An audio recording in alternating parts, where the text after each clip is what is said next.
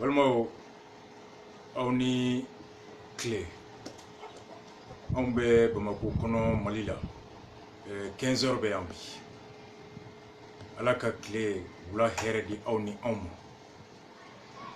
awmunu mana keka en flé ka auto yoro la yoro min ka jan Mali kono nana wagati mi mana ke alako here di awni awmo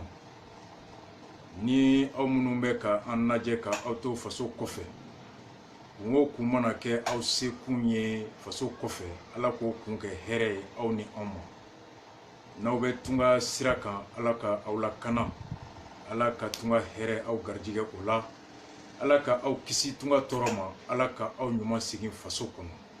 aw taramu nyini alaka osroli nogoya aw beye awni aw faso kanu miye enseignoma alaka na dato ana bamanon koti alaka ambe garjige here nyuma de vidéo ni ben alake atuna kadaka Sika fomi ni anya nyini depuis deuxième tour élection présidentielle bana uti kalola kada kuminga ambe ala foka ala barakada faso de nyonga chesiri imana ke ton tona faso kola nga ton ko tola ngani akodo ala e angarjige usiraka kamugwa kila jigi ka fo sigi ka fo yin disons yaninga se rappellement adam minéral na tunwelela ka fo ko mara o kechugo o miri bagaw no ke bagaw ka sigi ka kuma na foro mako accord politique inclusif on kona dana o droma on sente ola wa amada la ni anga lanyini fembe be na ke o keneka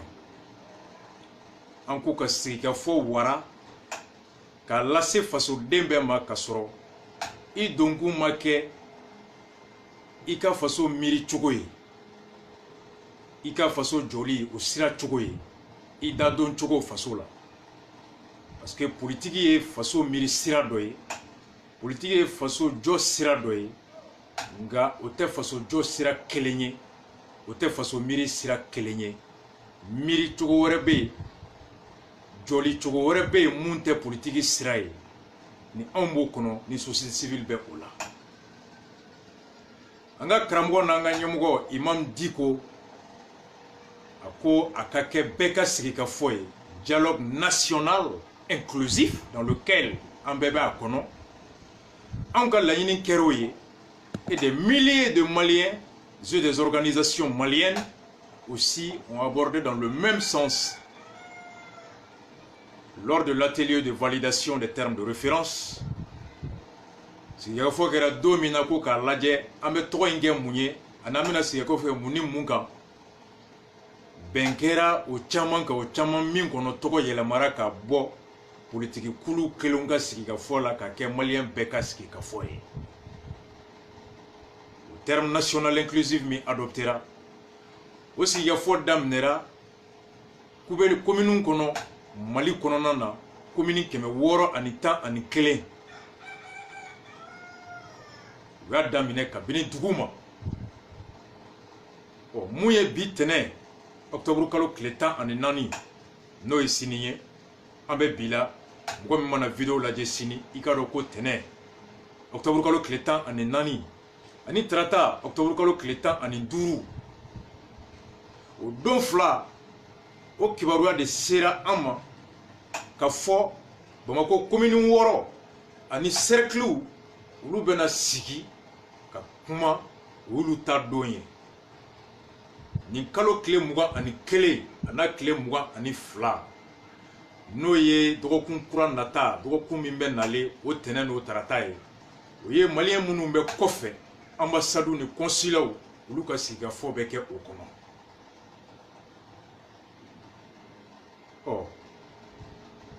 ci sera amma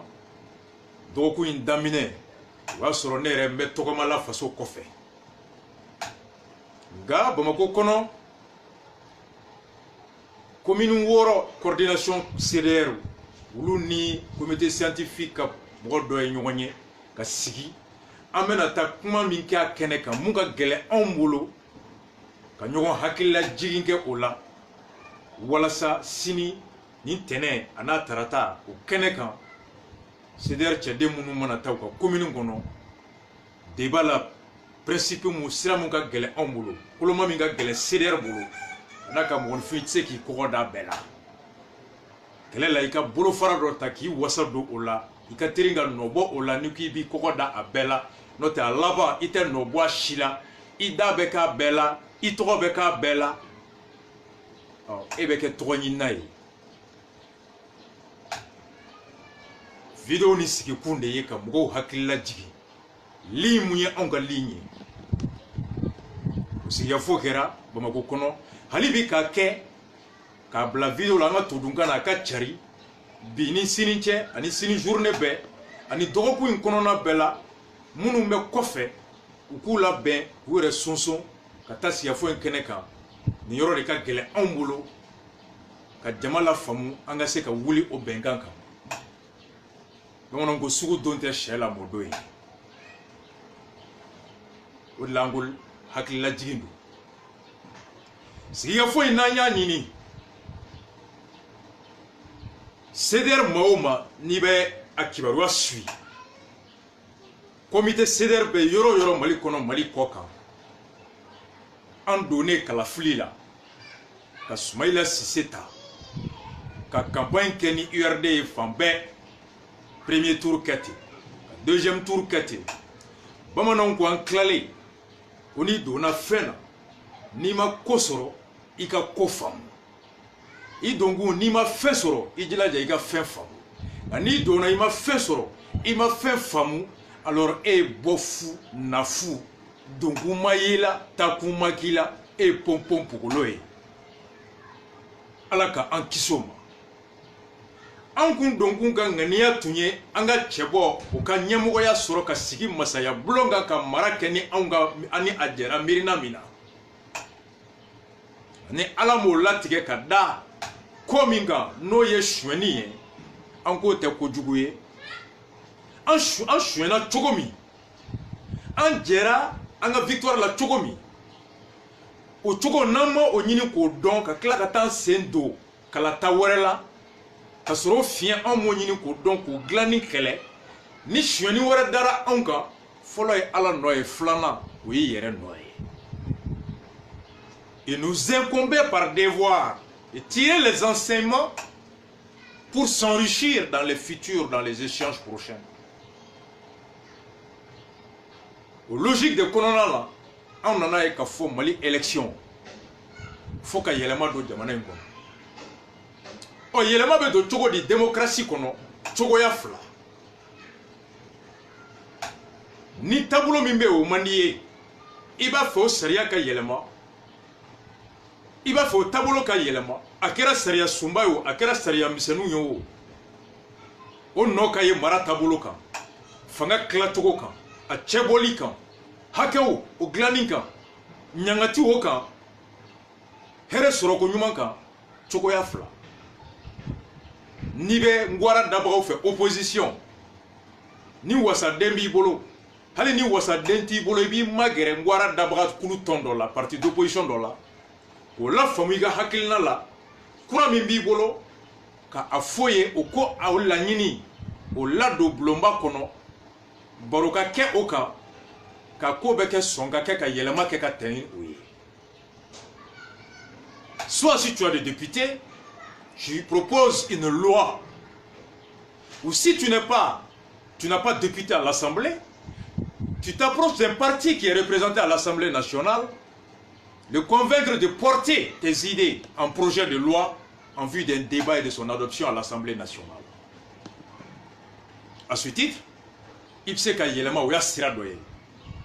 Ni be fanga la sorondobagaw fait majorité. Ni ba fe yelema ka do sariya dola kana ni imirina tay sariya kuraye. Ibe se ka ngania la ben à sa constitution conseil des ministres là projet de loi à ta assemblée là. Nga ni opposition e i ka député mancan i b'a fɛ ka yɛlɛma min kɛ majorité ni olu ma sɔn o ma kalafili de bɛ bulonba kɔnɔ ni mɔgɔ min ka ca olu tɛgɛ wulita cayara ni aw ta ye ni aw ta u ma sɔn a ma aw ta tɛ tɛmɛ tɛmɛlen bɛ kɛ ni kɔrɔlen wa sariya ko e yɛrɛ jɛra n'a ye par principe tu te plies à la volonté de la majorité. Ni t'a fɛ k'o risque ta ka taa assemblée la an ko opposition député bɛɛ man ca n'i b'a fɛ ka jama fanba la nati a ka sɔn i ta ma n'i taara tɛgɛ wuli la chance t'i bolo a ka tɛmɛ i bɛ se k'o kɛ cogo di alors i bɛ na n'a ye kɛnɛ kan kɛnɛ min b'a to a bɛ se k'i kali hɔrɔnw ɲɛna ni o lawaleli bɛ wajibiya a yɛrɛ ma o de kama n'i bɛ laɲini kɛ i bɛ siraw lajɛ sira min ka teri k'i ka laɲini sabati i b'o sira ta n'o o sira o kɔlɔlɔ ka bon i b'a lajɛ sira min ka teri i b'o ta mun ka bon i b'o to yen. Le vote à l'Assemblée par suite d'un projet de loi n'avait pas beaucoup de chances de passer parce que l'opposition est minoritaire à l'Assemblée. Et la majorité, par fidélité ou par des trucs, voilà, ou c'est coupant, le fait qu'il y avait beaucoup d'opposition, la majorité a tendance très généralement à rejeter tout ce qui vient de l'opposition. Agneau de faire ça, quoi de Chessrique, ka kɛlɛ kɛ bube ko bɛ législatif an ka tɛ kɛ i bɛ ka ko concertation an ka tɛ ko fo dialogue an ka sigi n'an wulila mun kan bɛɛ ɲɛna bɛɛ bɛ jagoya o da kana to i la hɔrɔnya ni fadoya kɛnɛ faso fadon kɛnɛ faden kɛnɛ kan. Voici la voie du dialogue qu'on a opté. C'est pourquoi le 11 septembre CDR bɔlen k'a ka déclaration ba kɛ an ma fɔ n ko mɔgɔ ma kɛ anw ɲɛ dɛ i bɛ ka investir le 4 septembre. Le 11 an y'an ka déclaration kɛ ka point 5 k'a kɔnɔ ka bɛɛ fo ka Soumaïla fo ka fɔ i bɛ ka sigira on prend acte plainte min donna kama on s'associe wa anw seginna société civile kɔnɔ an ni force vive bɛɛ bɛ baara kɛ an tɛ taa élection législative la tant que fichier bɛɛ ta tant que gouvernement de b'a organiser. Donc an wulila o laɲini bɛ se ka sabati cogo di o ye k'u bali u kana législative kɛ ni sariya kɔrɔ ani taabolo min ye an ye fiɲɛ min ye faso mara cogo ni ka tɛmɛ kalafili kɔnɔ an bɛ se k'o yɛlɛmali sɔrɔ cogo di ka sɔrɔ an ma taa assemblée kɔnɔ n'u y'an bati ye n'an ko an ma sɔn o kɔrɔ k'an tɛ démocrate ye. Donc ala nana kɛ dialogue bɛn kɛr'u kan o de bɛ kɛ Bamako commune 6 kɔnɔ ni tɛnɛ ani tarata le 21 le 22 ambassades ni consulaires kɔnɔ mun de ka gɛlɛn CDR ma CDR ka kungelenna ye mun ye a comité ni sympathisants ni militants minnu bɛ taa ni sigikafɔw kɛnɛw kan hakili jigi don fɛn fɛn bɛ CDR kɔlɔsi CDR hakilina maa o maa y'a faamu a bɛ fɛn fɛn na ka tɔgɔma fɛn fɛn bɛɛ ganiya jɛlen don CDR ko la nin tɛna kɛ olu bɔko fɔlɔ o kalama ka da kan tɔn min ka bon i bolo fɛn min n'i b'a la o fɛn o faamuyali o kɔlɔsili o taabolo i tɛ ɲinɛ o kɔ wa i jan bɛ o la kuma bɛɛ e ta tɛ kɛ dabara ye e ta tɛ kɛ nɛmara ye e ta b'i ŋaniya la a b'i dusukun na i bɛ tɔgɔma a sira kan wo bɛɛ o bu o patapata o tɛ e bɔ i ka sira kan i tilennen don imperturbable o ye CDR tɔnw ye caractéristique min b'an bɔ ɲɔgɔn na sinon zo b'a fɔ Alahu Akbar alimami b'a fɔ Alahu Akbar gulokiba jɛman b'an bɛɛ la kɔlɔsi b'an bɛɛ kana nka bɛɛ ɲɛ tɛ da Mahamadu kan dɛ faso ka di n ye n bɛ CDR la ani jɔn a ye n'an bɛ taa an bɛ se thèmeba minnu ka bon an bolo ka bɛɛ hakilila jigin kɛ o la a fɔra ko kuma tɛ yen mun bɛ bonya fɔli ma walima mun bɛ dɔgɔya fɔli ma a kɛnɛ kan an bɛ triumvirat fo dialogue national kɛbagaw fo u ye a furadama u y'an da don a la u bɛ lɛtiri ci an ma wa an représentalen bɛ a comité d'organisation kɔnɔ sigikafɔ bɛna kɛ hakili jagabɔ ba 5 minnu kan n'a bɛ fɔ o ma ko thématique kuma bakurubaw 3 ka bon CDR bolo a la n'aw taara kɛnɛ kan ka kɛɲɛ ni an bɔra élection na ni miirina min ye depuis le 11 septembre an ye déclaration min kɛ o hakilina in o kɛlɛli o laɲini o sira hali bi an b'o de kan fɛn ma faraka fɛn ma bɔ a la nka komi dɔw bɛ yen ni arasa kumana olu b'a faamu o yɔrɔ bɛɛ ni n kumana 7 heures dɔw b'a faamu 14 heures dɔw b'a faamu 19 heures dɔw wɛrɛ ta fo jɔ dɔw olu t'a faamu olu y a des bornés an bɛ dugawu kɛ ala ka nɔgɔya k'u ye jugu tɛ hadamaden na juguya yɛrɛ kɔ mɔgɔninfin jugu fɔlɔ o y'i yɛrɛ dusukun de n'i juguyara i b'i yɛrɛ jɛ hali hakili tɛ baara i tɛ fosi ye bilen ala k'an kisi o ma mun ka gɛlɛn anw bolo kosɛbɛ nin ye faso jɔli kɛnɛ de ye bakuruba miirina fɔlɔba min n'o bɛn kɛra o ka maliyɛnw fɛ ko kuma bɛ taa k'o kan thématique numéro 1 paix sécurité et cohésion sociale bɛn lakana ani sigi basigili kɛcogo ɲuman quelle piste explorer pour créer les conditions du sursaut national en vue de préserver l'intégrité du territoire national, de consolider la paix, la cohésion sociale, le vivre ensemble et la réconciliation nationale. Comme nous faisons avec Ambolo, nous hakili jagabo de bese ka ken, nous dalu bese ka soro Ambolo, nous mirina nyuman de bese ka wolo, nous menani dusuku ye, dusuku mimbe ke bela ka kenyeni faso, a dugukolo o lakanali, ben o sinsini ye, lafia o sinsini ye, sigi ke konyuma o sinsini ye, ani ka anga sigi ɲɔgɔn kan ani ka yafa ɲɔgɔn ma ka dusukun olu la kɛnɛ o bɛ se ka na cogo di mun fɛɛrɛ b'an bolo n'aw taara o kɛnɛ kan u ko nin kumakan in bɛ wolo mun na Mali ka mara Mali ka fanga o fanga n'o mara bɛ se k'a lawaleya Mali dugukolo misikara jarati bɛɛ kan cogo di les modalités de la restauration de la souveraineté de l'État sur l'ensemble du territoire par la réorganisation de la défense et de la sécurité, ka temeni an lakana miri, an lakana kechogo, sigi bɛ se ka ko ka cogo di walasa an lakana bagaw olu ka an lakana miriya ni kocogo la cogoya wɛrɛ kɔnɔ mun bɛ se ka to Mali dugukolo bɛ se ka jarati bɛɛ lakana bagaw olu bɛ kɛ yen ka maliyɛnw n'u bolofɛn u hakili lasigi k'u lafiya o kama fɔra qu'au point de pour débattre de l'accord pour la paix et la réconciliation au Mali, issu du processus d'Alger, faciliter son appropriation et convenir des conditions pour sa mise en œuvre. Ko accord mi siena Mali ni Bambanchou te Alger 2015, ko ka sigi o benkan kumakan no sebenkan ka hakili jagabo akan tuguni ka laje mun ne ba kono no siena o don bi ni obese kala waleya ka Mali son hɛrɛ la mun de b'a kɔnɔ n'o miiri taara 2015 nka bi san naani o kɔfɛ n'o la waleyali o tɛ wolo miiri min sɛmɛna a la nka n'a bɛ na ni farafarali ye ani lakanabaliya ani bɔnɛ ye bɛnkan sɛbɛn min siɲɛna ka miiri 2015 san naani a kɔfɛ a bɛnkan bɛ cogo di est ce que a kɔnɔfɛn bɛɛ ni miirita bɛ bɛn wa est ce que a kɔnɔfɛn bɛɛ ani bi maliyɛnw fɛta ye cogo min ye o ye kelen ye wa mun ni mun b'a kɔnɔ n'an ma sɔn a ma n'aw taara nin yɔrɔ la aw b'aw hakili lajigin ko accord d'Alger kɔnɔ article 18 o bɛ kuma minnu tun ye marifa ta bɛnkan min siɲɛna Algérie o hukumu kɔnɔna na k'u bɛ marifa bila dɛmɛ bɛ kɛ u ye walasa u kana segin ka marifa ta bilen k'u bɛ hakɛ ɲini o dɛmɛ bɛ se ka kɛ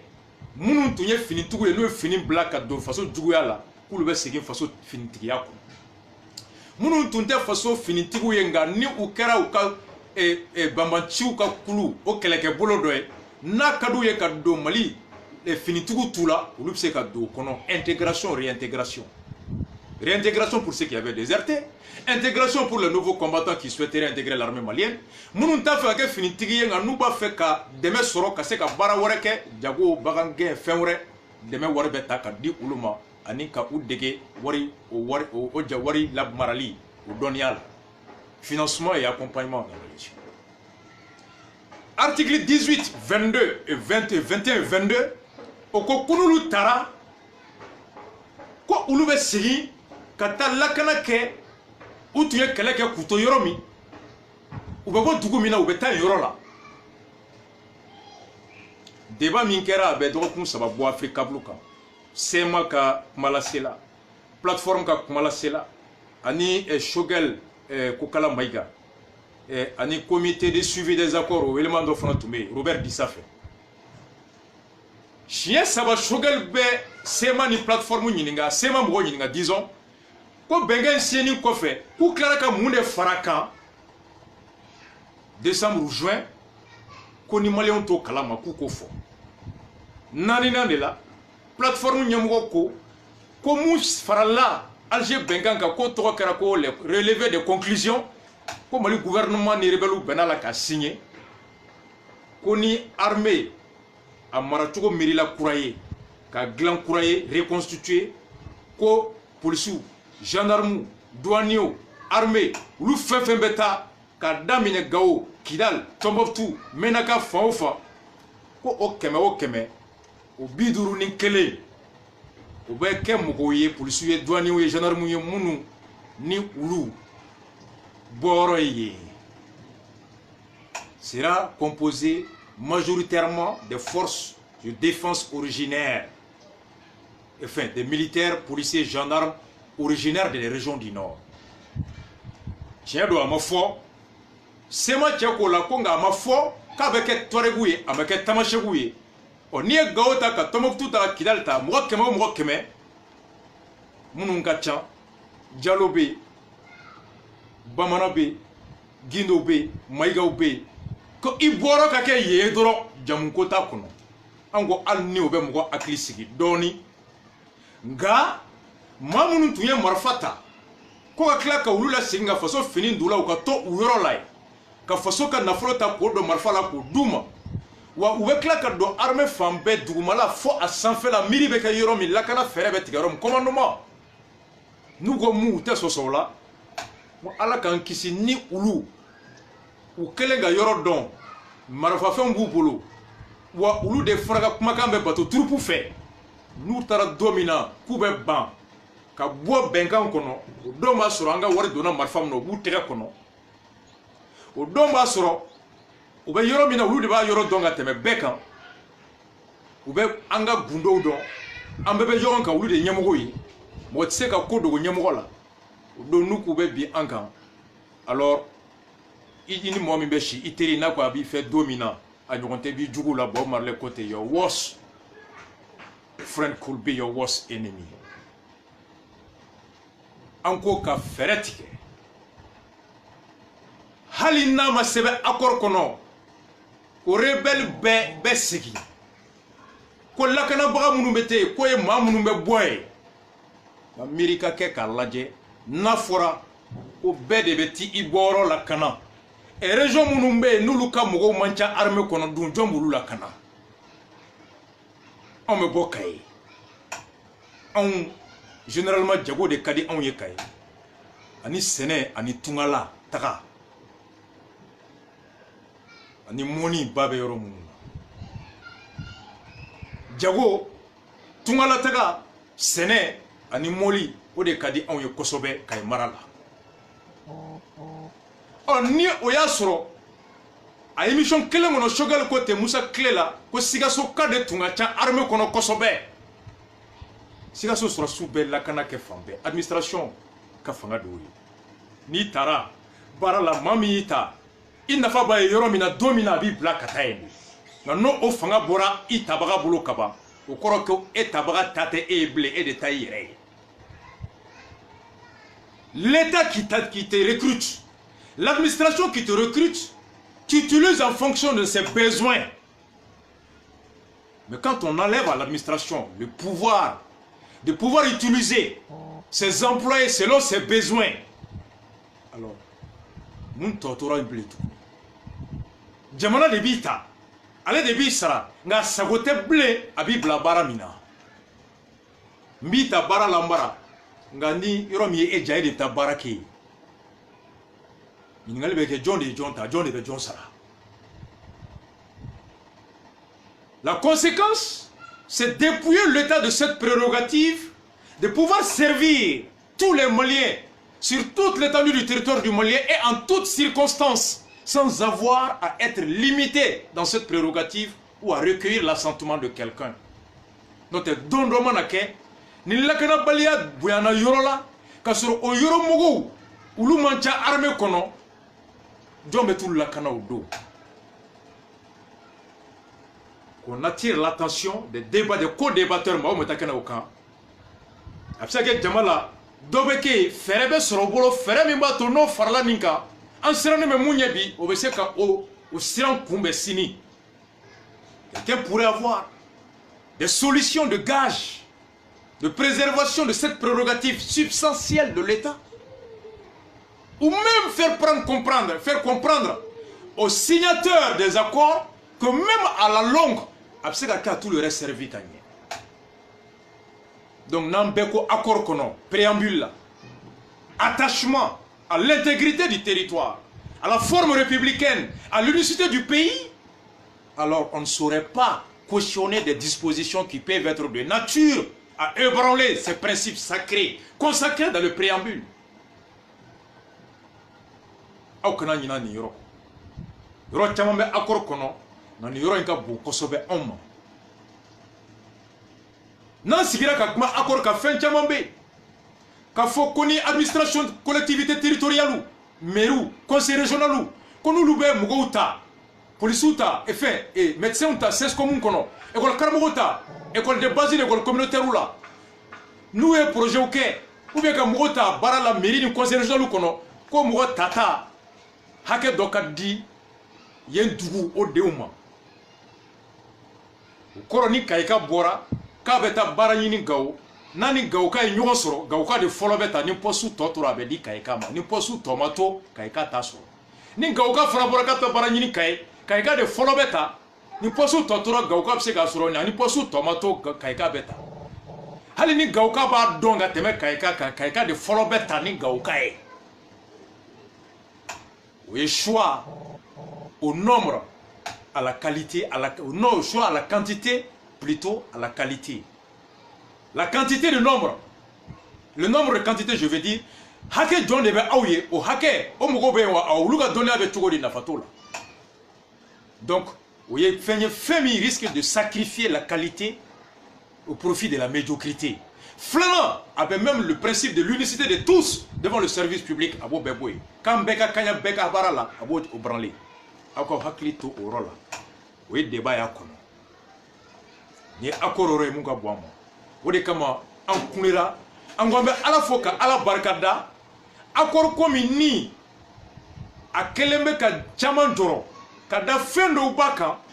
au miri obseka au lawala lipseka wolo muna on te accord ni bedon on se prétend pas être expert de l'accord mais mali yoro mi m'arranger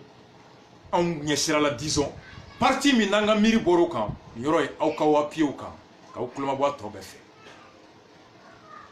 mali dans tes billets wa faso jo dans tes billets koko beke bi sini obe bi ko de bolo ni bi ko nyana abe sini nya na manya kololo beke sini fana kan beki aklito worola armée konona nawo recrutement beke chugam nawo généralu beke chugam nawo ukaketi donc oye oroye nautara accord ni roka flana minka bo ambolo ni mo gelea CDR a bureau kelenkelenamo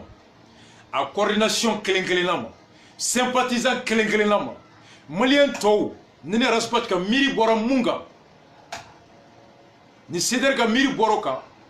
imana ke tongo tona faso kodo mugoti ba hakli nyumana ka bora karsada bamanon ko mugote dusu ki yere je ibe dusu ki yere so we yoromiye deuxième ma bakurba fola politique institutionnelle. Quelle solution envisager pour sortir de la crise politique et institutionnelle? Moune miribese ka soro ka ambo mara okulu munumbe u sigi chogo i don chogo akono u ka bara ke chogo u ka hake nu dan faso nu le fanga de nyini a munde tafiya be ulula no be ka ke kololo faso mabi am se ka munu soro mu miri de soro ka fanga nyini kulu ku fien o boy ka sariata mumbe sonyuman do ula wala sa fanga nyini to fanga koloshito ani fanga mara chogo u kana filo la u fien kana ta u kololo la se faso ma façon yɛrɛ sigilen bɛ kuloma minnu kan n'o ye baarakɛlaw ye institution ye olu sigi cogo u ka hakɛ u sigikun mun fiɲɛ b'a kɔnɔ n'an ka miiri bɛ se ka bɔ ni fɛɛrɛ ye o fiɲɛ bɔ yen k'u sɔn taabolo la taabolo min b'a to u ka baara o nafa bɛ bonya ka faso basigi. Voici quelle solution envisager pour sortir de la crise politique et institutionnelle. Au yɔrɔ la a fɔra ko de débattre de la révision institutionnelle ko ka taa sigi ka kuma sariya sunba yɛlɛmali an ka taa miiri hakili jaga bɔ a kan. Fila fɔlɔ est-ce que a ka kan ka yɛlɛma wa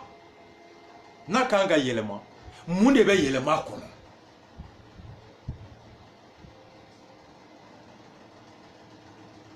O ɲininkali fila don. Sariya sunba yɛlɛmali aw sɔnna k'a bɛ yɔrɔ min na bi a taara février kalo tile 25 san 1992 o ni bi cɛ a ka ca san 20 ye fɛn min b'a bolo depuis san 20 o san 20 kɔnɔ ko caman kɛra élection caman kɛra président caman nana gouvernement caman sigira wari caman bɔra fanga ɲinina ko caman olu de kan k'o kɔlɔsi u ka kɔlɔsili est-ce que u sera k'a bɛɛ kɔlɔsi est-ce que u sera k'an kisi kɔlɔlɔ bɛɛ ma wa mun de fiɲɛ yera san 20 in kɔnɔ miiri bɛ se ka wolo mun na ka na ni hakili ɲuman ye fɛn o fɛn n'i ye dɔɔnin kɛ i kan k'i jɔ k'a lajɛ i sera min kɛ mun ɲana i bɛ dɔ fara o kan mun ma ɲa i k'o bila mun y'a to o ma ɲa i k'o dɔn k'o bila ka ɲɛta kɛ ne y'i ta kɛ tagalen i t'i kɔfilɛ ala k'i kisi n'o y'a sɔrɔ i ye sira jugu ta i bɛ laban kogo la i bɛ laban jahanama kɔnɔ. Savoir s'arrêter par étapes, par moment, évaluer l'étape parcourue, le chemin parcouru, la période parcourue, le travail abattu en vue de savoir qu'est-ce qui a été bien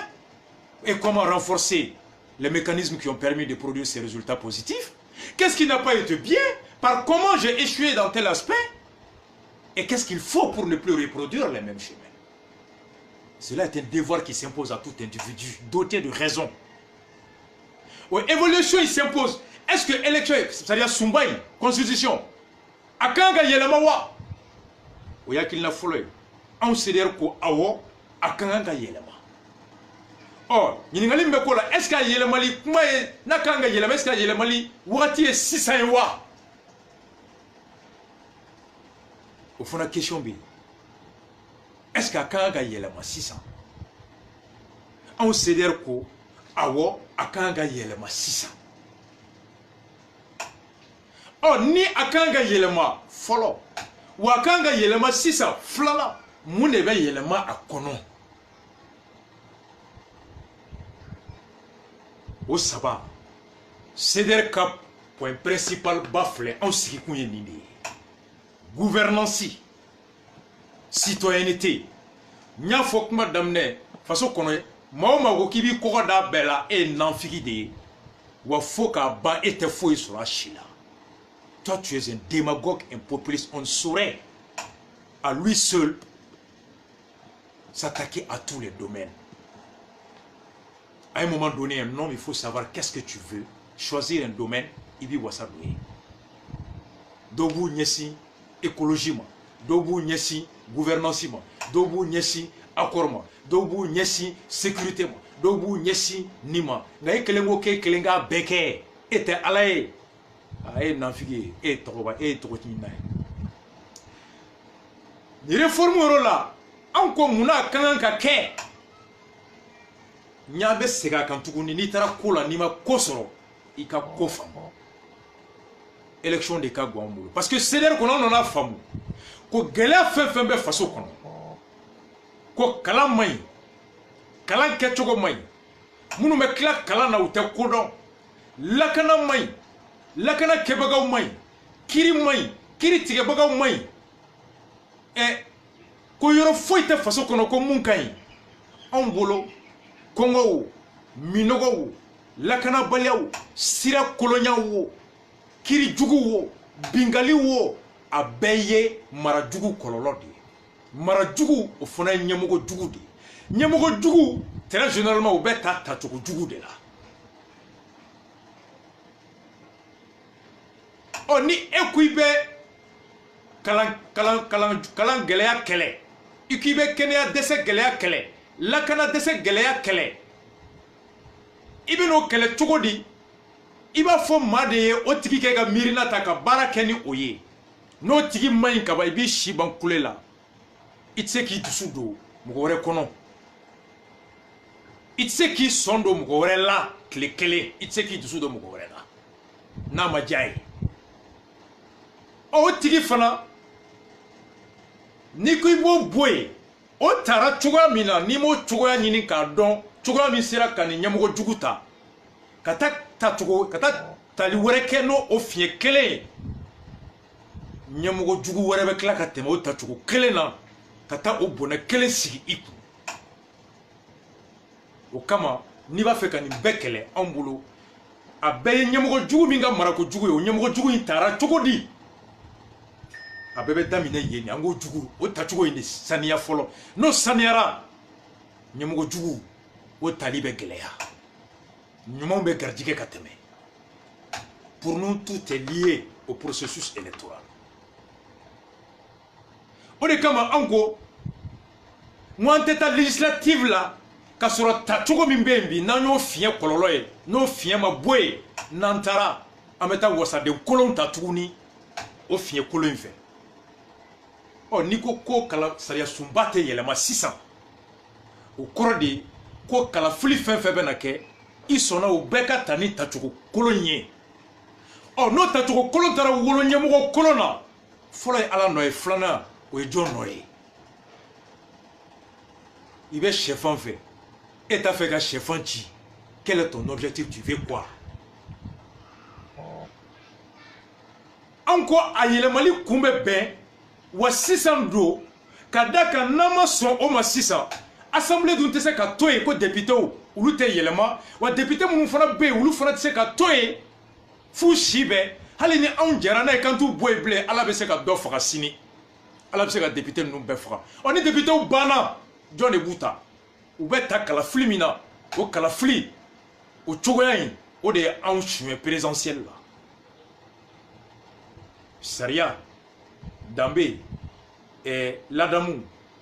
laada olu ye fɛɛrɛ ye fɛɛrɛ min kan ka laban hadamaden ka hɛrɛ la i sigida kɔnɔ la loi les coutumes les traditions les voies et moyens sont des voies et moyens permettant à l'homme d'atteindre le bien-être sariya miirina sigiro de kama laada bɛ o de kama danbe bɛ o de kama ka wolo hɛrɛ la a tigi ye ni danbe min na waleyatɔ sariya batoli la waleyatɔ o bɛ wolo bɔnɛ la o tɛ sariya takun ye o tɛ danbe takun ye k'i fasa fili o sariya nɔfɛ o kɔrɔ de y'i jɛra ni o sariya kɔlɔlɔ bɔnɛ ye k'o sariya bila o don walasa hɛrɛ min ye laɲini k'o sɔrɔ o de wajibiyar'i ma an ko a ka kɛ bi ɔ a ka kɛ bi mun de bɛ k'a kɔnɔ ni o de nafa bɛ sɔrɔ bi ka faso kisi sini n'aw taara kɛnɛ kan aw kana ɲinɛ o kɔ yɔrɔ in de ka bon parce que dɔw b'a fɔ ko constitution kana yɛlɛma ko ka da kan bingali bɛ yen e mali sariya sunba sigiden 113 ka taa ani 8 mɔnɔnɔ 3 article 118 alinéa 3 o ko ni bin kɛra faso yɔrɔ kelen kan ko sariya sunba tɛ yɛlɛma tiɲɛ don o dalilu dɔ kɛra anw bankun ye sariya sunba yɛlɛmali ma an tɛ a banna kɔnɔ 2017 ka fara a kɔnɔ ko ani a kɛcogo o kun saba de y'a to 2017 an tɛ a banna an ko an tɛ a kɛcogo a kɛ wagati a n'a kɔnɔfɛn élection présidentielle nalen kɛ ka na cɛmancɛ bi n'a kɛ wagati tun y'a to 2017 anw banna ko k'a to yen ɲina o b'a to anw ko an t'an gulon article 118 la bilen n'o tɛ n'o kɛra fɔlɔ bɛɛ bɛ taga MINUSMA bɛ taga barikani bɛ taa parce que olu k'u to kun y'o ye n'olu taara e ye Ngolo ye ne ye Mamadu ye an bɛ Mali kɔnɔ yan miliyari 1000 ani 250 o dunna avion bɛɛ dalen b'a disi kan appareil foyité mu be lamɛnni kɛ fo sɔrɔsimusow bɛ kɛlɛ la kan cɛ tɛ taa bilen kɛlɛkɛyɔrɔ la n'o tɛ n'u taara u bɛ t'u yɛrɛ faga de fosi tɛ yen o kuma o sɔsɔli o banna bilen Mali kɔnɔ an t'o kɛ cɛ si fɛ bilen e nana k'i bɛ ne lakana se tɛ ne ye n ko nana kana i ko pour que n k'i lakana f'i ka nin kɛ n ko mais i bɛ lakana wa n t'o fana kɛ est ce que n yɛrɛ bɛ lakana fɛ wa o y'o yɔrɔ ye nka kun jɔn na anw ko article 118 bi n'an ko an b'an gulɔ la a kɔlɔlɔ min bɛ bɔ an kan élection na o ye mun ye o kɔrɔ n'an ma sariya sunba yɛlɛma mara sɔrɔ cogo ɲɛmɔgɔya sɔrɔ cogo min bɛ yen n'o wolola siyɔni na présidentielle la an bɛ t'o sɔrɔ cogo kelen de kɔnɔ n'o fiɲɛ kelen ye wa an bɛ sɔn ka wasaden kolon sɔrɔ ka président kolon sɔrɔ kalafili nata o fɔlɔ ye mun ye Mali constitution kɔnɔ yan'an ka taa ye sariya min a kɔnɔ ko proposer proposer des réformes en matière électorale, notamment en ce qui concerne la mise en place d'une structure unique chargée de l'organisation des élections. Ko anga mirina nini ko da keneka mirina mbese ka wolo yoro kelena yoro kele mi obeke choko mi mu mbese ka ke ka kalafli bela be ka soro kalafli la beni makla yoro sabani nyonche sariya min be bi o ko election glanina yoro saba seni ba koloshi gouvernement be ala be ale de be candidature reçoit ka fichier électoral gouvernement ne ba fo John Jombe ke électeur ye nyina kala tala e John Jombe be ke cheboy gouvernement ne be urne commandé ale de be bulletin de vote commandé gouvernement de ka lasigidenw commune cercle arrondissement kono olu de be élection manake ka bulletin jate ka bega hakɛ sɛbɛn ka kila k'o ta kana n'o ye ka kila ka jaabi bɔ cour constitutionnelle o b'a tɔ dafa an ko tant que gouvernement de bɛ élection organisée ministre min ni o de kan ka maliyɛn hakɛ min bɛ kala ta k'o dafɔ mɔgɔ hakɛ min bɛ kɛ cɛbɔ ye k'o dafɔ ka urne k'o dilan ale de ka mɔgɔw bɛ taa compte jaabi ta kana n'a ye ale de bɛ tila fana ka jaabi fɔ furancɛ jaabi fɔ an ko n'o ministre o kɛra o ka président kɛra candidat ye o ka parti bɛ candidat bɔ o ministre n'o y'a ye k'a ka parti mana ci ale bɛ bɔ a place la a ka place nata kama o bɛ se ka jaabi yɛlɛma k'a daja a ka parti la walasa ale ka to a nɔ la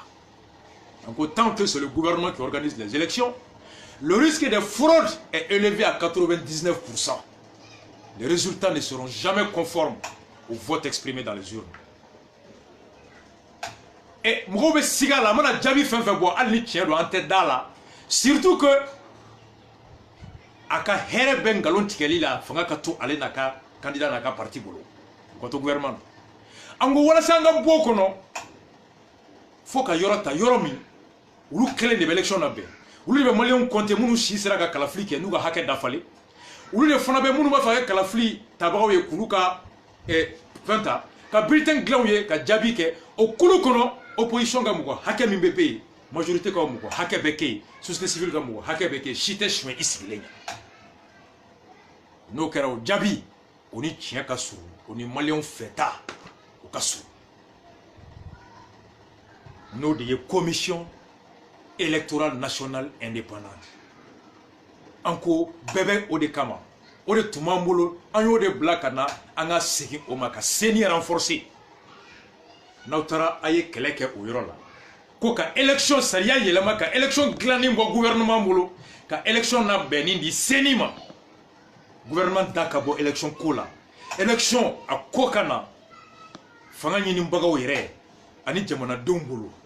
fanga ɲinibagaw o ye parti politique ye olu tilalen bɛ fila ye minnu bɛ fanga la ani minnu tɛ fanga la ani fasoden minnu bɛ olu kɔlɔsi n'o ye société civile ani anw bɛɛ ka mɔgɔ ka k'a kɔnɔ anw mun bɛ ka fanga ɲini olu bɛ k'a ɲini u bɛ k'a ɲini anw minnu ye anw minnu bɛna fanga d'u ma an bɛɛ ka k'a kɔnɔ k'a dɔn ko maliyɛnw mana bɛn mun kan ko o de jaabi o de bɛna lawaleya maa tɛ se ka o yɛlɛma ka da ko fanga dɔ dira e ma ka bon ni dɔ ta ye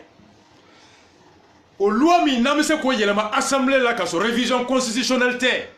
bɛn mana kɛ o kan ko CENI créera opposition ka mɔgɔ hakɛ min b'a kɔnɔ majorité ka mɔgɔ hakɛ b'a kɔnɔ société civile ka mɔgɔ hakɛ b'a kɔnɔ u bɛ maliyɛn hakɛ min kan ka kala ta u b'o jate u bɛ su bɔ a la jaabi min bɛ bi o jaabi jɛlen don mɔgɔ si tɛ sɔn i yɛrɛ ɲɛna hali ni loi sera k'o di an ma u bɛ taa ni jaabi bɔra furancɛ jaabi CENI mana jaabi min bɔ la o ye furancɛ jaabi de résultat provisoire o jaabi o bɛ taa laban min cour constitutionnelle yɔrɔ de la sariya sunba cour constitution ko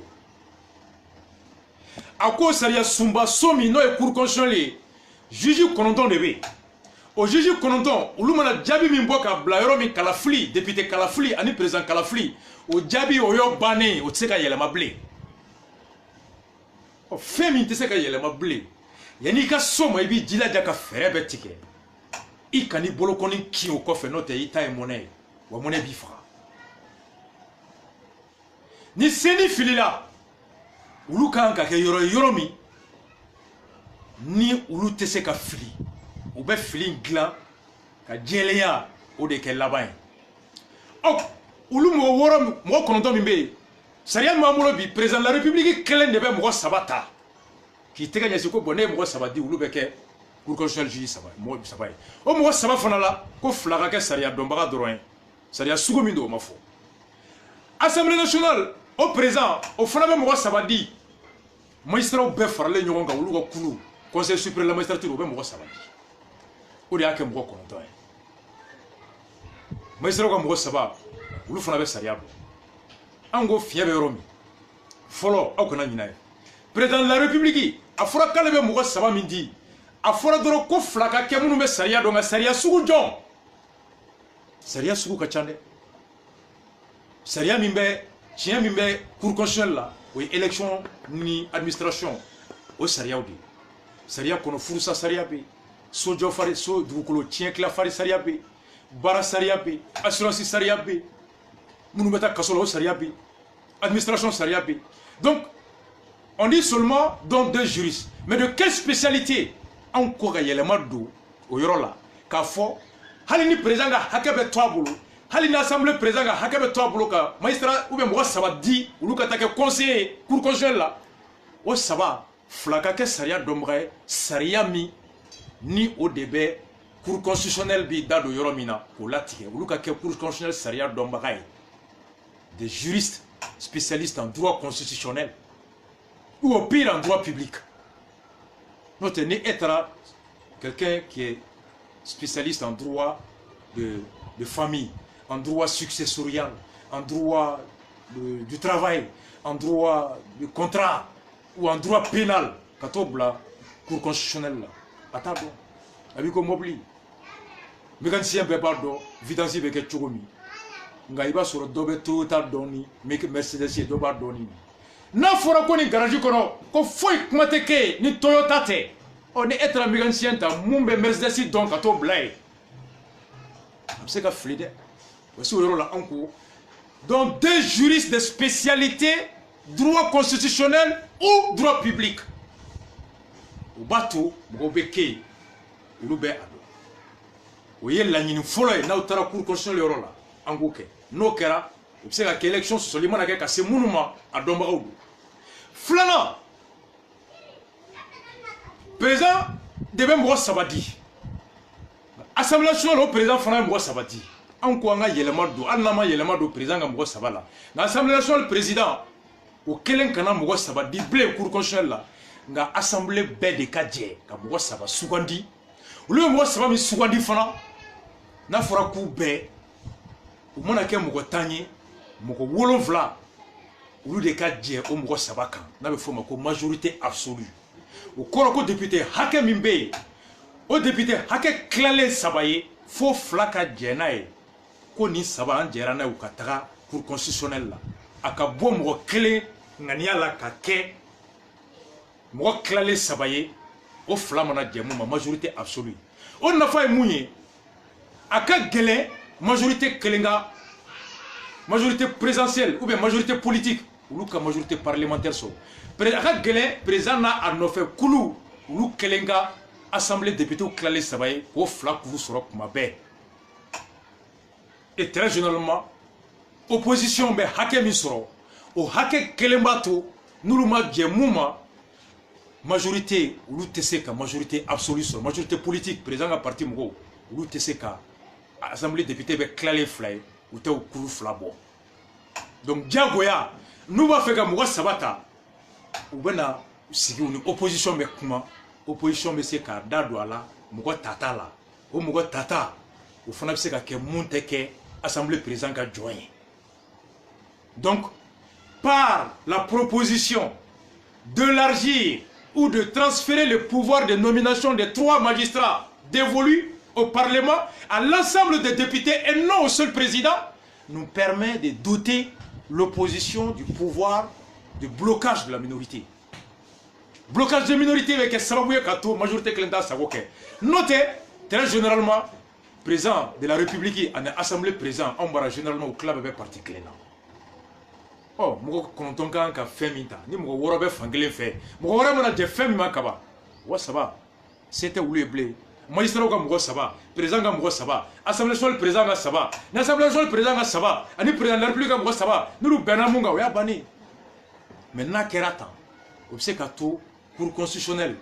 ale be ke moko be ka kono munun ta fo ko munyenta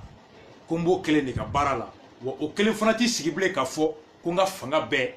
nyemunu blaye note nuko ko ubu bama alors ka manda manaba mbu boy ndem ko rebla opposition fana da do robe kala oye fin fly proposition fla cour constitutionnel yoro la folo magistrat munu beta uluka ke mko ye munu be matière mbe élection traité le droit do flana assemblée ulu de kam ko sabadi adopté à la majorité absolue en ka proposition nanina hali assemblée nationale mo saba meta assemblée la ani président de la république be mo saba min di on ba nyini o mo saba tali président de la république fait ani assemblée fait o kana to ou kelen ngania la ko mu yu jaw bo saba proposer cabinet privé do ou bien mali service do mu indépendant uluka appela candidature ke ka chibla o mogo munu ba fe ka ke conseil cour constitutionnel la a liste daelera on a ka CV bena kana proposer wulu be se ka liste do arrêter mogo ta mogo muga o liste be black ata président bara président me mogo sabata wulu de tout là o liste fana ta assemblée fana be mogo sabata wulu de tout là o ka haket dambe ke ka mogo sabata kulu tula kulumi no mirila mogo woro fe o bato alors président est à Mouata Tendoro, comme un parti là, ou bien avec Mouche. Ça, c'est des propositions qui nous permettent que la Cour constitutionnelle Mougo Blacono, Mamounou, nous tessirons, qu'on tabaka bese kan nyangati ni mbama, ou bien Mamounou lama nous doit foko horaya la ninenta, aka juru bena meninkaye, ou Mamounou lama mena lafia nuka barabe wolo, kalafli jabi jeli boli ko humana. Voici les débats qui nous intéressent nous. Ambe ni yoro de la faso la miri fefebe amen indela faso be jotandi ni des sujets aw kana nyina ni yoro ko ni ala sira ka ke ni famu baga tiara siga fo kene kan mogo chama fe anga wuli ninga akacha ala fe fiyem yansoro election na mana sanaka mogo ye mun ka amsira kisoma nani na cour constitutionnelle yoro la sariya min bembi ako cour constitutionnelle mogo u ya mere meka koroke ou d'ailleurs ka koroke nous koroke comme mai ou ben nyangati no yeki hakina di koka comme na kera sosolier à l'avant kirim na tike et de bara et mettre des avis sur des sujets qui relèvent de ta compétence mana saou de élection nyekoro ka jabi de ager lafma ko progression be se ka ke ka soro na kera sosolier au kirim ta tikale de bara batili ni candidat au beborano kumadi au forfaiture de procédure be plaintive ali bi amakiri oh bali seria mi be ko comme il sera content de me cour constitutionnel là ni kelenye benkan soso ko to shegin de bese ka o soso li bagay ko nyangati o domina antuma miri 92 ko ni kelenye benkan soso wani to shegun fana jera ku farale ka ku dade sariya tuma foi fo ko ko wore fana bese ka soso li bagay nyangati ani munu tunganga nyangati nulu bana kulu fana nyangati Donc la mise en responsabilité directe des membres de la Cour est réservée qu'aux seuls membres de la Cour. Nous proposons que loi organique Kayelema, qu'il faut désormais une Cour constitutionnelle Mamourou Doye à obligation soso, follow à Toubese Kanyangati, Flanani Toubana, Diamanadon et Fonapse Ka aller Nyangati directement, sans passer par la procédure de forfaiture qui est très loin. La mise en responsabilité, avec la mise de la responsabilité directe, ouverte au tiers, en cocoquet. Donc, Cour constitutionnelle là. Oh, Cour constitutionnelle d'où Saria Minko, ko président de B, moi Sabadi. Assemblée le président de Sabadi. Conseil suprême président de Sabadi, constitution de Sebako. C'est une disposition de la constitution. Halintar article kala. Abe Google Daele. Abe Doba Sebendoro. Constitution du 25 février 1992. Abe Djigabe na Cour constitutionnelle là. Abe Taye. John de Cour constitutionnelle Mamourou composé. Abe nommé Tchoukoudi. Oh, constitution donc. Allez te yelema ni référendum te allez débat yere yelema. Loi te se kale yelema référendum débat le yelema. Oh ni on va faire. Yelema mi fle on ninga. Pour qu'elle ni député kalata kera. O ka se ka kirini mawye mamunu jelendo. On va faire o ka kete. Oh ango o yelema ko kumbeke tuga mina. Ango nganto tuga fe. Ambe mu yelema ambe se ka ke tugudi. Ni on va faire cour constitutionnelle ka keta. Constitution qu'on est de une fois. Wani ni me yelema référendum de là. Nde yelema assemblée na kono de. Me yelema ni voter oui ou non de là. Député ou te yelema de peuple de ben yelema. Est-ce qu'il y a fond? Parce que peuple de constitution élu. Député ou de loi ta. Mounou yenta. Ou le se kan yelema ou peuple et ça c'est par référendum oui ou non. Oh encore. Cour constitutionnelle sikile me tuga mi la biwe tuga mi be sueni. O deme wako wajibia mwoka foko chugoya yelema o chugoya mi no fora ko constitution no chugoya fo onango ngo chugoya yelema constitution ngo nene de o chugoya fo no mande awye bi na ba foko yelema aw munu yenta ulu de se kan yelema o joye jamana deun par référendum. Donc soit en bas fait cour constitutionnelle ta chugoka yelema on na be yelema abe yelema chugodi alors un référendum ke ou bien nanta fait cour constitutionnelle ka yelema 600. Alors, à Kouchouga Mina, à Meto Chougoyala. On entend Chougoyala, au corps de à me député, Takeno Chougoya Keleni, à me présenter Takeno Chougoya Keleni. Oui, mon fo, ko révision kana ke, faut Kidal ka Ketan et Sandrika Ketan, à ka Ketan ou Kali Dombe Ebouloa. À la kan Kisi, ni Auko référendum teke faux au ka ke, ni ninga ke, Namaseka au Dafa Yani 2023 Tchadou. Au cours de 2023, élection be Kenny constitution mi mamouloubi. Au cours de 2023, ben a Kenny gouvernement de beau organisé. Cour constitutionnelle be tuga mina biore ben o jabi fo. O doni chouani tara bois kono. John Nodo. Anga ye o de la main ngalike mounou me kan fo. Ou ka objectif est mouni. Tu veux quoi dans la vie? Parce que arama de nia do ite mou fait. À là-bas, mungadi mougo yo gati mnedi boy bi dabara boulot là. Pour que vous faut qui koradouye. Nous nous clairons qu'on a je suis toujours avec le peuple. Je suis le peuple. Qu'est-ce que tu veux toi?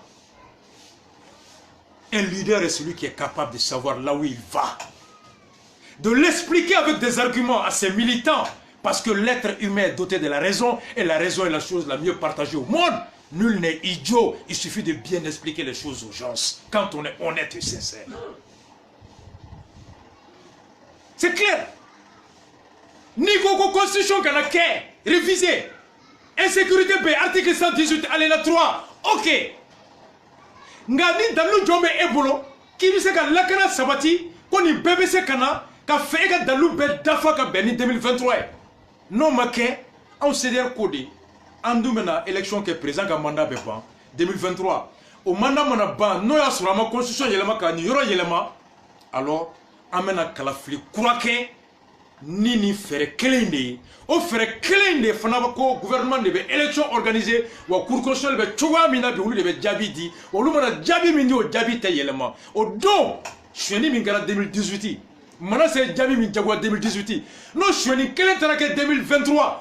o cour constitutionnelle kelen gato jabi kelen chowa kuna 2023 John Nodo folo ala noy flana e John Noy ambetindi mais mo mi mesira e ndise ka boka nfo bi suno beni fomba nyani fo ku no o tan itara sadon mami ta fait ka clé ni anyewra ba fo ko kalo on est imperturbable serein on sait là où on va bon ko idila da dakana to ila horon kana ka ko redi ni be kuma ka kuma ni daluye dalu de be harama den lafiya tieka kinye wori fade nyela ka laje horonya kene ka menye wo gaila e join nya fota dalu fle ita emuye kinye wori ala faka nya biri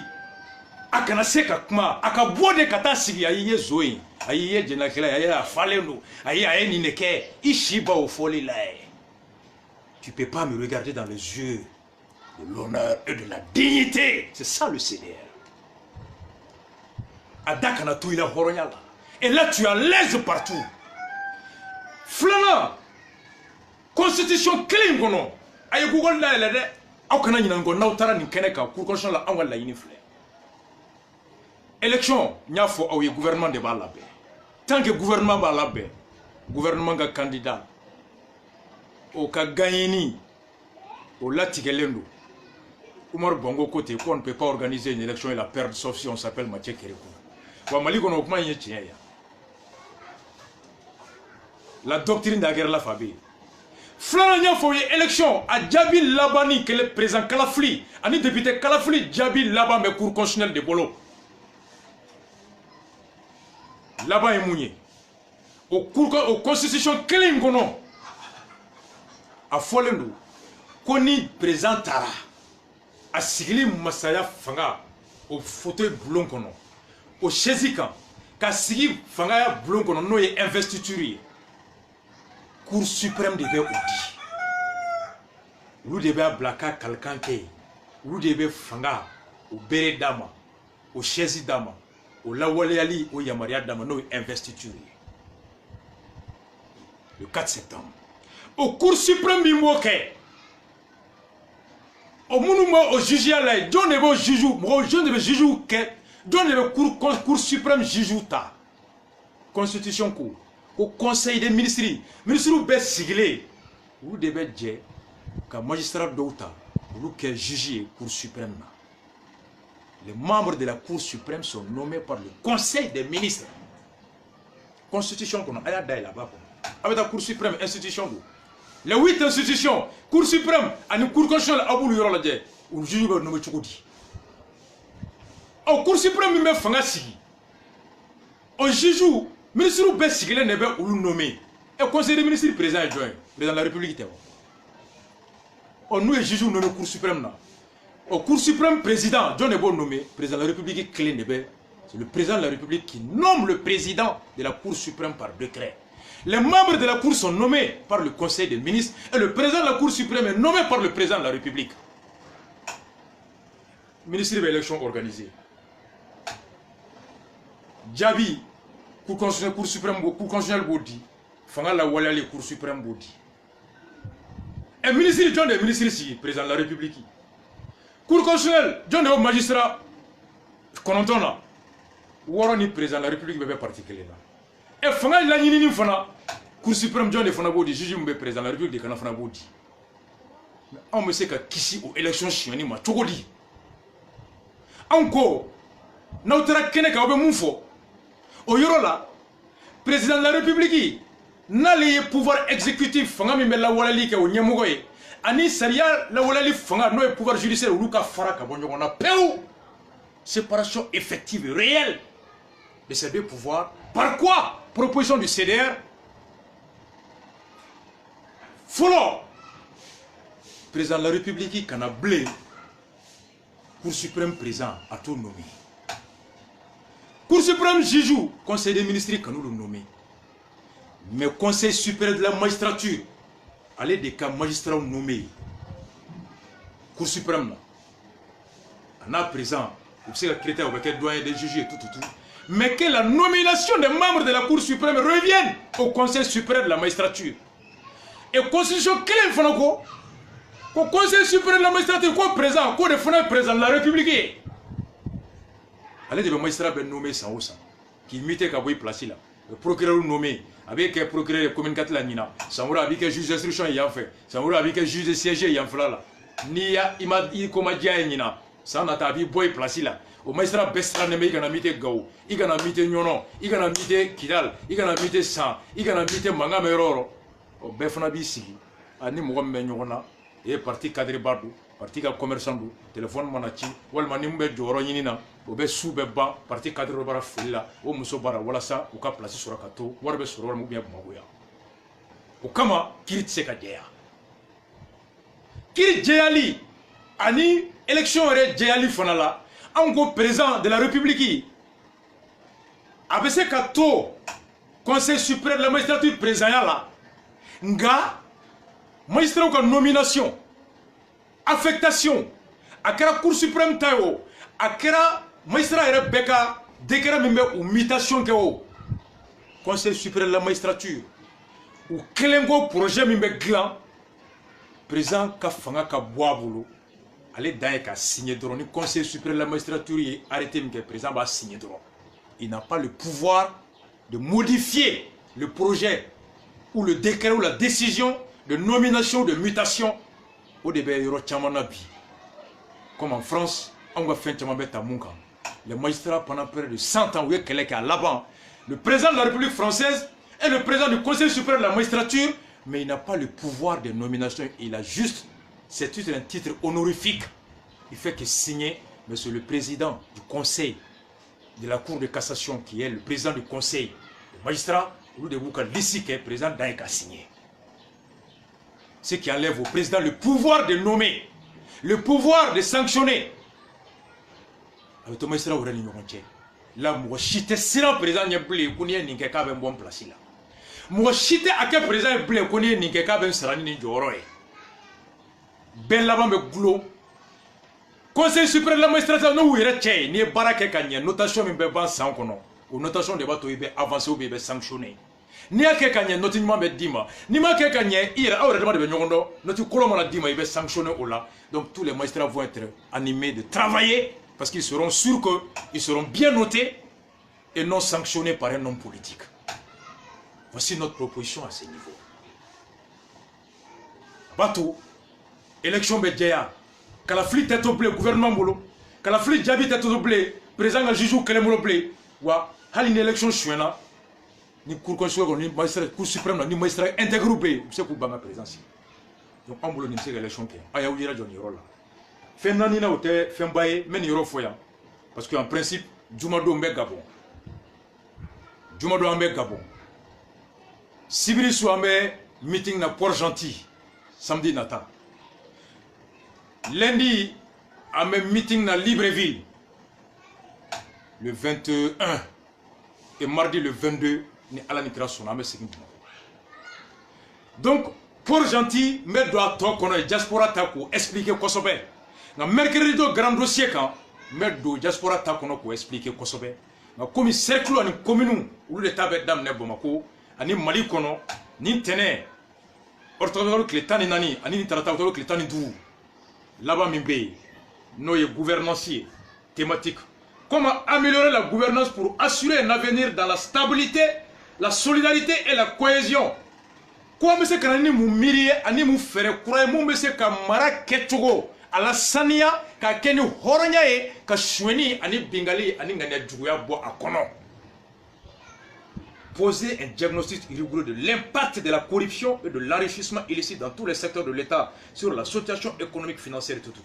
Proposer des mesures de rénovation de l'État à travers l'amélioration de la qualité de l'administration publique, notamment les secteurs de l'éducation, de la santé, de la justice, tout. Mais il y aura une institution qui nous proposer des mesures de dépolitisation de l'administration publique. Comité cercle comme c'est que nous faisons sur nous, c'est canana. Je suis ban, maraka ke djeleya ka hereka sabati. Administration akabo politique mairie ni politique tabolo la, akake faso dembeka here o nyinini o mairie tabolo kono. Encore proposition quelle fla. Sinon quelle année aurait d'arrêter. Parce que l'impact de la corruption, santé quand haut, éducation kan o armée kan o fɛn o fɛn a bɛɛ ɲɛmɔgɔ de ni ɲɛmɔgɔ sɔnna yuruguyurugu ma diyagoya ye a kɔlɔlɔ bɛ kɛ fɛn min b'a ka mara kɔnɔ ni ɲɛmɔgɔ jɛra o jɛlenya nafa bɛ ye a ka mara kɔnɔna na ni directeur tilenna nɔti tɛ feere ni docteur tilenna fura tɛ feere ni commissaire tilenna polisiw tɛ bin mɔgɔw kan a bɛ c'est tout est lié Mamadou Diko ye mun fɔ a bɛɛ bɛ kami b'a tɔn de filɛ a bɛɛ bɛ ɲɛmɔgɔ de o yɔrɔ la anw ko ala y'an caya an ka ɲɔgɔn lajɛ gɛlɛya min bɛ anw kan n'a ɲɔgɔnna delila ka an ɲɔgɔn dɔ sɔrɔ o ye fɛɛrɛ jɔn sɔrɔ k'a ka gɛlɛya in bɔ yen k'a ɲɛsin hɛrɛ ma anw y'a ye hali élection taabolo la Madagascar ni kalafili sera kalafili don tɔ mana to kalo 6 ye n'o y'a sɔrɔ président min yɛrɛ bɛ yen ale yɛrɛ fana ye cɛbɔ ye président yɛrɛ bɛ fanga bila la démission du président qui est candidat à sa propre succession démissionne 6 mois avant les élections en guise de transparence réforme institution yɔrɔ la n'aw taara b'a ɲini ni ko jama ka sɔn an ka don an ka sariya sunba kɔnɔ ni président min sariya ko ale de kan ka fɛɛrɛ tigɛ ka élection labɛnbaga bɛɛ sɔn fɛn na n'ale yɛrɛ ye cɛbɔ ye n'o y'a sɔrɔ a yɛrɛ ka démissionner n'an sera k'o sɔrɔ ka fara CENI kan o y'a tɔ bɛɛ ɲalen nka n'u ko non tant que CENI indépendant le président da t'a la bilen y a pas risque an kɔni kana an ka laɲini fɔlɔ ye CENI de ye o kelen na gouvernance kɔnɔ an ka miiri taara ye diɲɛ fan dɔw la poste dɔw bɛ yen ni jamana gulonnen bɛ yen na i komi jamana wari sɔrɔ da impôt directeur par exemple douane direction ministère de l'économie olu bɛɛ b'o de bolo ni sɔrɔ cayara n'a marala ka ɲa hɛrɛ bɛ caya mais ni sɔrɔ tɛ yen hali ni hakili ni sɔn ka ɲi bamananw ko wariko de bɛ na ni wari ye fɛn min tɛ yen a tɛ yen ɔ jamana nafolo sɔrɔ daw kalifalen bɛ mun na a yiriwali sira ani nafolo doni sira o ɲɛmɔgɔ ni o tali tora fanga ɲini ɲɛmɔgɔ bolo o bɛ maa bila ye maa min bɛ se ka nafolo fanga o dɔ yɛlɛma k'o di ale ma k'a ka fanga o sɔnsɔn ani fanga la kurayali o ɲinini k'o bila o da fɛ donc le président par le pouvoir du chef de l'administration an ka sariya bɛ cogoya min na ale de bɛ ministre nommé et ministre b'a fɔ k'a bɛ directeur fɛn fɛn nommé ministre bɛ na ni directeur tɔgɔ de ye conseil des ministres la ni président ma sɔn ou bien ministre ma sɔn maa min ka bila douane directoriale la impôt directoriale la CMDT directoriale la conseil des ministres de b'a valider a ye mɔgɔw kɔnɔ ko ministre kelen de b'a ta ministre tɛ dɛ le ministre des finances et de l'économie en l'état actuel de l'organisation de notre administration fait des propositions au conseil des ministres qui l'adoptent o de y'a to aw b'a mɛn a bɛ kalan décret ni fɛnw na n'u ma sɔn a tɛ kɛ ministre bɛ ni proposition de conseil des ministres la donc o b'a to ni président min ka laɲini ye ko n ka se ka jamana nafolo sɔrɔ ko nafolo bila n ka fanga sinsinni da fɛ n'o dɔ bɛ se ka kɛ ni opposition b'a fɛ ka n tɔɔrɔ ka wari dɔ ma k'o corrompu ou bien ka mɔgɔw sara ka n jugu kɛlɛ walima élection kɛ wagati ka mɔgɔw san u ka voter n ye o nafolo bɛ bɔ min o bɛ bɔ jamana nafolo sɔrɔdaw la donc o bɛ se k'a fɔ a ye mɔgɔ bila ye mɔgɔ min bɛ an ka miirina n'an ta yɔrɔ dɔn o bɛ se ka nafolo in yɛlɛma ka na di an ma ka marché d'an ka commerçants ma k'an fɛn o de bɛ ka jamana in faga donc an ka proposition ye mun ye i comme dans des endroits comme les États-Unis ailleurs poste min na ni a ɲana jamana bɛ hɛrɛ sɔrɔ n'a binna jamana bɛ bi o poste ɲɛmɔgɔya kana to président kelen bolo o ɲɛmɔgɔya tali opposition da ka don la o kɔrɔ ye di mun ye ministre des finances ye santé défense olu saba olu ka bon kosɛbɛ même affaires étrangères olu nomination o mɔgɔ minnu bɛ bila yen olu tɔgɔ ka taga assemblée la députés ka enquête de moralité kɛ et à la majorité des 2/3 pour ces postes stratégiques même la communication aussi que la nomination de ces postes stratégiques aux conséquences dramatiques au Kanato politique président exécutif de Rompolo. Le ministre des Finances de l'éducation. Nous avons ma forola, nanga point banani odi. Financier, éducation, défense,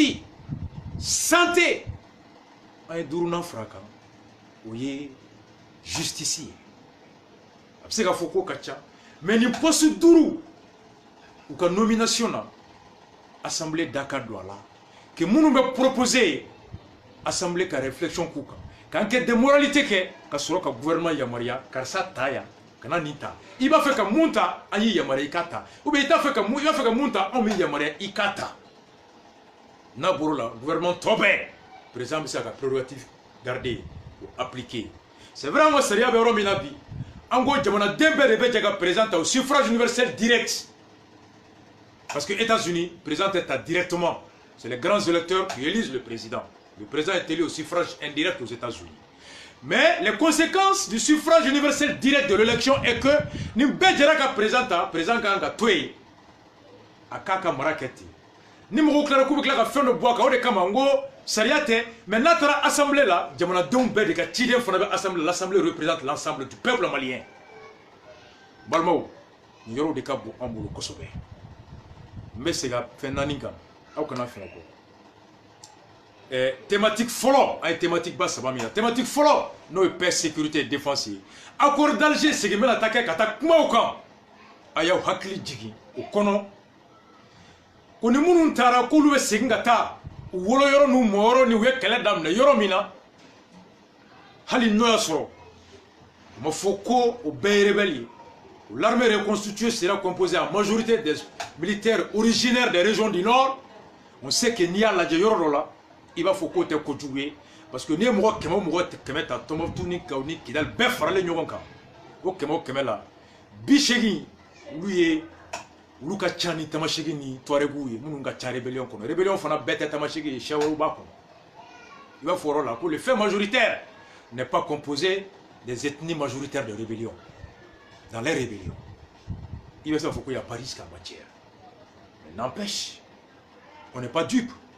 Les partis signataires, Kota Mounoumboulou Bolo, à la Kankisi, Diamana Ward de Tado Marfala Katouma, Noya Soro, ou Katakoubeta Bandondo, ou Domba Soro, Fembo Bolo Bandon, nous pouvons se absakete. Nous solutions c'est qu'à Soro Ambolo Maï. Au Flala, les régions Mounoubé, nous Luka Mougo Mancha, armée Konondoum. Et ni la canabalia tara yoro la do et djombu la canaille.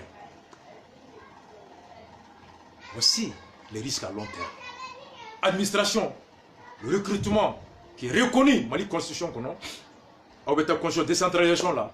la libre administration prévoit pour les collectivités, les autorités locales, le recrutement, le pouvoir de recruter dans les secteurs de services, de santé, de l'éducation, tout ça. Depuis 92, Meroube Mogo recruté. Dougulamogo rebe kol karamogo to busra kalola et dougulamogo be ses commun to busra mairie be ses commun sera au pouvoir be ambolo décentralisation mo di amo na kota tala le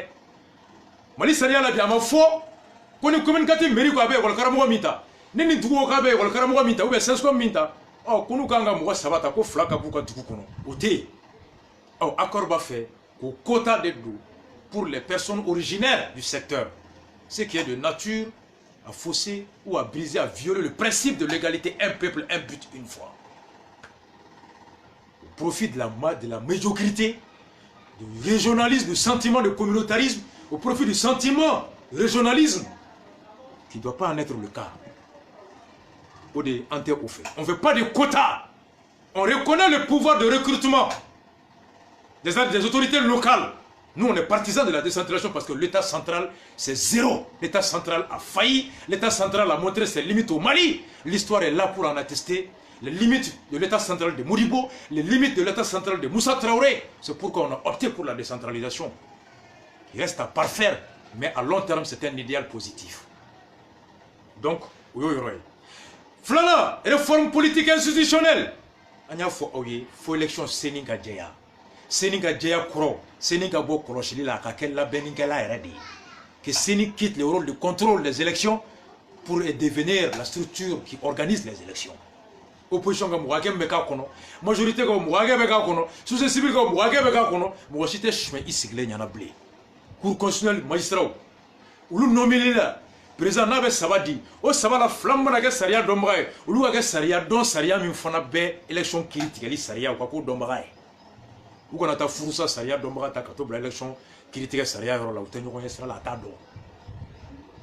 filanan président bɛ mɔgɔ saba min ta a yɛrɛ ka n'i sigi a ka salon kɔnɔ dɔrɔn ko ne de ko bon nin nin ɲɛ nin tɔgɔ di aw ma nga jamana baarakɛyɔrɔ wɛrɛ de ka ci bila maliyɛnw ma minnu b'a fɛ ka kɛ magistrat ye cour constitutionnelle la u kana n'u ka CV u mana mɔgɔ hakɛ min ta u b'o liste ci président ma o mɔgɔ hakɛ de kɔnɔ président b'a ni dɔgɔnin saba ta o mɔgɔ hakɛ kɔnɔ assemblée nationale président o kelen kana kɛ mɔgɔ ye bilen mun fana bɛ mɔgɔ saba sugandi ko saba la fila fana kɛ magistrat dɔrɔn ye nga députéw bɛɛ faralen ɲɔgɔn kan olu mana tila saba ye u fila olu de mana jɛ ka mɔgɔ saba min ta o mɔgɔ saba fana kɔnɔ fila ka kɛ sariya dɔnbaga ye sariya min bɛ kalafili sariya o latigɛ o b'a to opposition o da dɔyɔrɔ bɛ kɛ mɔgɔ tali la ka taa cour constitutionnelle la mɔgɔ min bɛ kɛ cour constitutionnelle la députéw tɔgɔ la o tigi bɛ kɛ maa ye maa min taara majorité ni opposition jɛra ka maa min ta parce que n'i ko ko ka députéw tila saba ye u fila mana jɛ mun ma très généralement mali kɔnɔ alors a ka gɛlɛn président kelen a n'a ka partout olu ka kɛ tila sigiyɔrɔma saba fila ye très généralement u mago bɛ kɛ opposition n'o la o opposition fana bɛɛ mana fara ɲɔgɔn kan u bɛ hakɛ min sɔrɔ o b'a to alors tilali kɛlen saba ye fila majorité t'o bɔ donc ils auront besoin de l'opposition et l'opposition aura ce pouvoir de blocage minoritaire sabanan alors pour suprême au ka yɛlɛma président ni conseil des ministres ka bɔ nomination na mais conseil supérieur de ka olu nommé président bɛ se ka to conseil supérieur de la magistrature o ɲɛmɔgɔya la nka conseil supérieur de la magistrature olu yɛrɛ de k'u ka projet kɛ président da ye ka signer qu'on lui enlève le pouvoir et là on aura ka fanga fila ninnu fara ka bɔ ɲɔgɔn na kalafili bɛ jɛya administration o ka dépolitiser ka sonyani dabila anw bolo i komi Ghana bɛ cogo min Île Maurice bɛ cogoya min na n'olu de jɛlen bɛ bi transparence ni gouvernance la olu ka ɲɛmɔgɔw bɛ cogo di Ghana impôt directeur douane directeur yɔrɔ dɔw olu tatɔ la hali a bɛ se ka kɛ président bɛ se ka hali ministre yɛrɛ ta hakili jagabɔ la dɔ bɛ se ka fɔ non an ka président to a ka ministre des finances ta an ka to a ka nin ta nka mun ye douane directeur ye les directeurs des services centraux alors cabinet privé de recrutement dɔ de bɛ kɛ mɔgɔ min b'a fɛ ka kɛ hôpital du point G directeur ye hôpital du Mali directeur ye mɔgɔ min b'a fɛ ka kɛ douane directeur ye CMDT directeur ye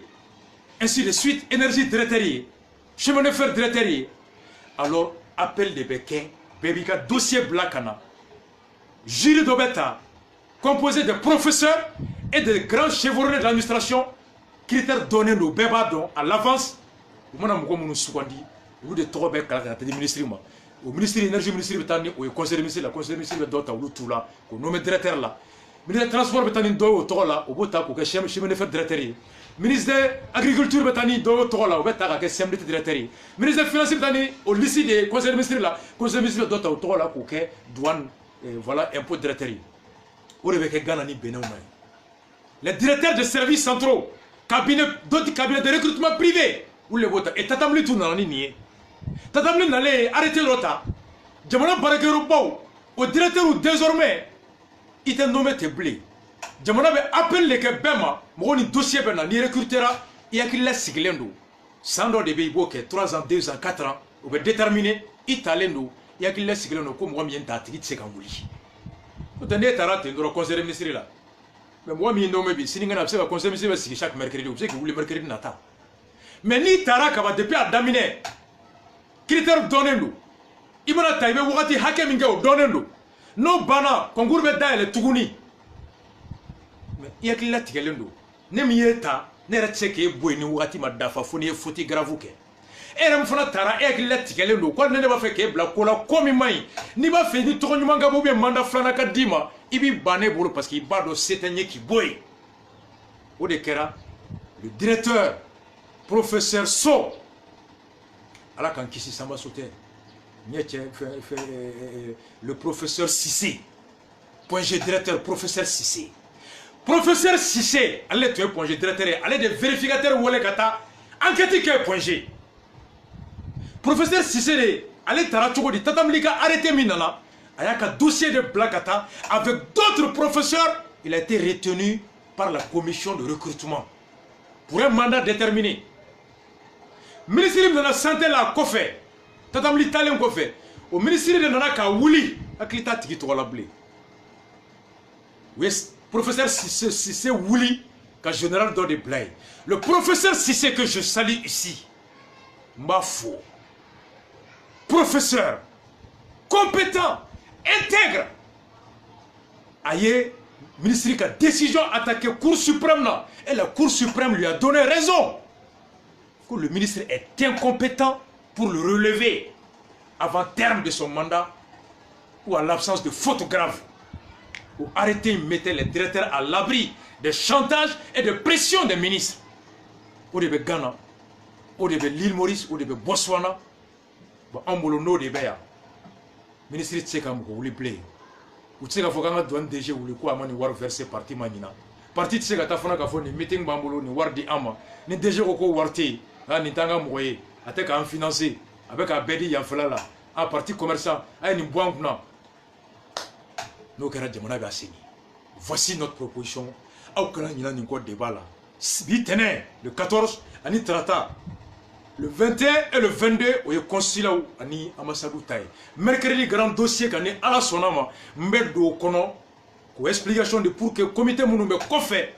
Côte d'Ivoire, Gabon, partout, encore là ben. Maintenant, dialogue, au Kenya le 21 le 22 au coquet, on va en restaurant Gabon kono, il faut le 20, je crois le 19, le soir samedi, 18 en mettant Libreville, Jumado Libreville, on a Libreville. Le samedi, on est en meeting à Port-Gentil. Et le 21 lundi à Libreville meeting là. Et voilà. Mais ça valait le coup de l'expliquer. Et donc Mounoumbe ala ka ke here ambulo. Et puis voilà, ça va beaucoup mieux. Alhamdulillah, ala ka ambe mercredi do grand dossier kono. Voilà, on est là. Rastafari choqué pour éduquer. One love à vous tous, Rastafari.